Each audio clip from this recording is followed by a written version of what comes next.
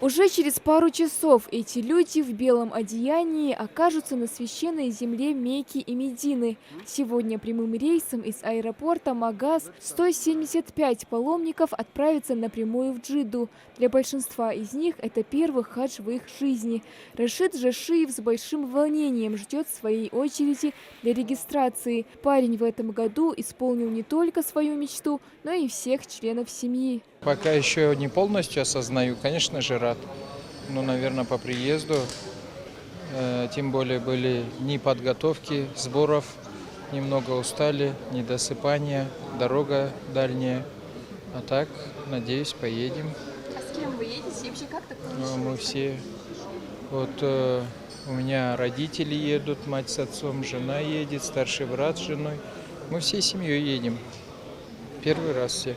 Все еще не верит своему счастью и Денислав Джанибеков. Не один год он копил средства на эту поездку. И вот теперь стал еще на один шаг ближе к своей цели – увидеть Каабу, совершить молитву и попросить прощения у Всевышнего. Это в первую очередь должно исходить от сердца. У каждого свой случай. У меня тоже был свой случай, как я решился к этому. В прошлом году хотел поехать, не получилось. В этом году Аллах Субхану Тааля мне сердце открыл. Сегодня из аэропорта Ингушетии отправляются паломники из Карачаева-Черкесии и Дагестана. За организацию отвечает турфирма «Кавказ». Аэропорт Магаз точкой отбытия был выбран не случайно. Наша воздушная гавань находится в центре СКФО. Сюда удобнее добираться путешественникам из других субъектов. Который год мы вылетаем с этого аэропорта.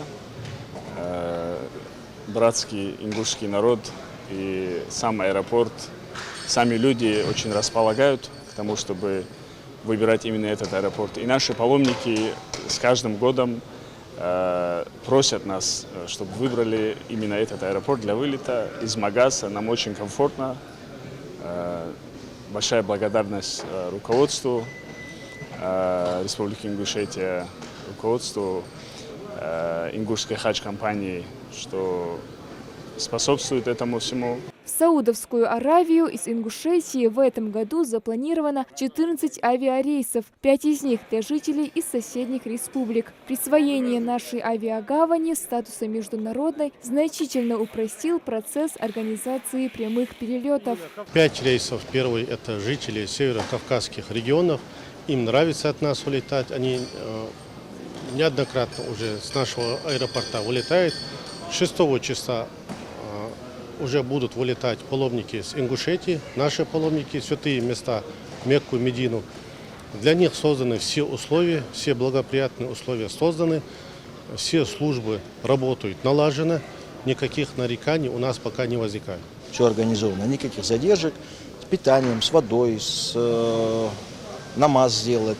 Есть место для омовения организовано, то есть в этом плане у нас очень комфортно и уютно в аэропорту. Всего из Ингушетии совершить паломничество отправится более 1400 паломников, а уже по прилете будущих хаджи ожидают частые перевозки по основным зияратам в Медине и Мекке, транспортное обслуживание, проживание в гостинице, в палатном городке и питание. Организаторы постарались обеспечить для паломников комфортные условия, чтобы их ничего не отвлекало от главной миссии. Мы сейчас как прилетаем в Мекку, в Джидду, оттуда в Мекку мы совершаем сразу умру.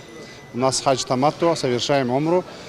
После этого уже как начинаются дни хаджа, заново входим в храм и начинаются у нас обряды хаджа.